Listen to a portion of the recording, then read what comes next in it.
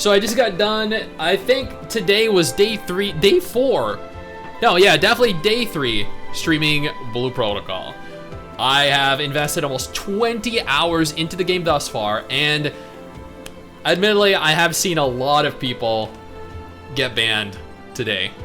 The first round of ban waves have happened. I have not been hit yet.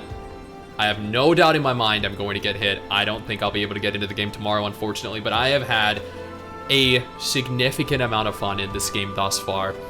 I will do a dedicated video going over every thought I have in the future, depending on whether or not I get to play tomorrow and over the course of the weekend. But until then, I want to do a follow-up video to the video I posted about 2 days ago, which was my day 1 impression video.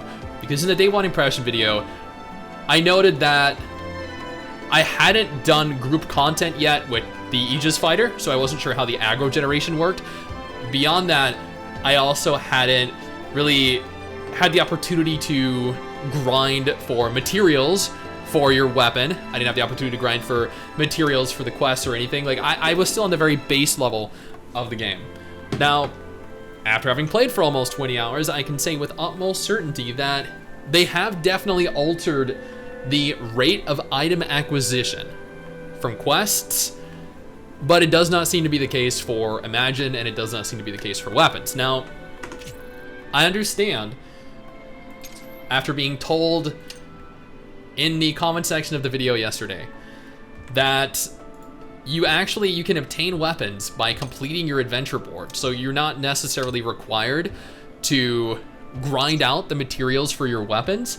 That is great to know. That is something I did not know, and will definitely do if I can continue to play the game over the course of the next few days. That is something that I will definitely do when I play the game globally, during the global closed beta that's coming out at some point in the near future this year, Amazon confirmed. So the acquisition rate of items for your weapons isn't necessarily going to be an issue with regards to leveling. Now, I stated I wasn't a fan, I did not like in any capacity having to grind an egregious amount of time for level 2 weapons, for level 10 weapons, for level 25 weapons, when endgame is is beyond 50. I'm fine having to grind for days or weeks to get your max level weapon. That gives you a purpose at endgame, but not on the road, on the journey to endgame. So being given your weapons through the adventure board, that makes it much easier, much less of an arduous task. Now, they did not actually change, from what I can tell, the rate of item acquisition with regards to the crafting materials, because I spent approximately 40-ish minutes trying to obtain the materials for a completely different weapon, and I got 0 items. 0. So it took me the first time 3 hours to obtain the materials to craft my weapon. If they had altered the acquisition rate of the items, the materials for the weapon, it would not have taken me almost an hour, and I would have ended up, it would have resulted in at least 1 material drop, but it didn't. And that's not a case of me being unlucky, because MRSSSTIX was also grinding and she also did not get anything. But, and this also applies to the Imagine. So let me go over that real quick. You need to craft Imagine. These are the Imagine. The Imagine provide you with special abilities, special effects, passive effects, attack effects. They also provide you with statistical boosts. Now, to obtain Imagine, you need to craft them. To craft Imagine, you need materials just like you do for weapons. Now, the rate of acquisition for Imagine, for the materials to craft the Imagine, are exactly like the weapons. I was grinding for, I feel like, far too long at 3 separate points during today's stream alone, and I obtained no items for any of the 3 Imagine I was trying to craft. I did, however, obtain the Imagine itself completely independent of the materials by farming the monsters in specific that I was trying to obtain the materials from. So that's apparently a thing. That's apparently a feature. That's something that can happen. While trying to farm the materials from the monsters that drop the materials to craft the Imagine, you can actually get the Imagine, removing the necessity to grind the monsters and the materials in the first place. So, anyway, the rate of item acquisition is bad. It is bad. Very bad. But not for quests. Before questing, doing the side quests, trying to complete your adventure board, had roughly an equivalent drop rate to your weapons and to your Imagine materials. So it took a long time to progress. It was terrible. It was a horrible experience, and I could not stress enough at the time how little I enjoyed that.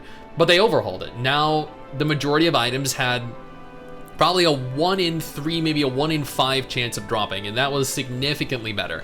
I still don't like having to potentially farm a lot more than, MMORPG, because it means that one of us is always going to fall significantly behind the other, as opposed to having guaranteed drop rates, but it's still a much better system present than was present before. Now,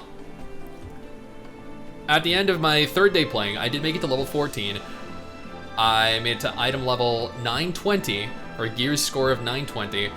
Unfortunately, I was trying to push to 930 to do the 2 item level requirement 930 dungeons, because I needed 930 to do these 2 new dungeons, one of which I hadn't had the opportunity to do with the group yet, but I was 10 short. And to get to 930, you know what you're required to do? Craft Imagine or craft a better weapon. That was not possible for me today. That was not in my future. Now, admittedly, there is a lot to do. There's a lot to do in the game. There are a plethora of different dungeons you unlock. There is the group arena. There is whatever this tower thing is. This is something I need 1270 item level to participate in, and I did not get to this stream. And if I'm banned, I'm never gonna get to. Now, I feel like I did a pretty good job here. I think I only leveled 1 of the classes. So how the class system works in Blue Protocol is like in Final Fantasy XIV. You have the option of leveling all classes on 1 single character. Now, you have a plethora of different abilities that you can equip to your hotbar, an ultimate ability, passive abilities. Every class has their own unique set of abilities. You have your outfit, which is for aesthetic purposes only, which you can take on, you can take off. You have a mount, which I have not unlocked yet because I'm not of an adequate adventure rank. Your adventure rank, of course, is essentially a gate that prevents you from progressing through the game. My adventure rank is 3. I need 4 for the mount. This locks out story. This locks out quests.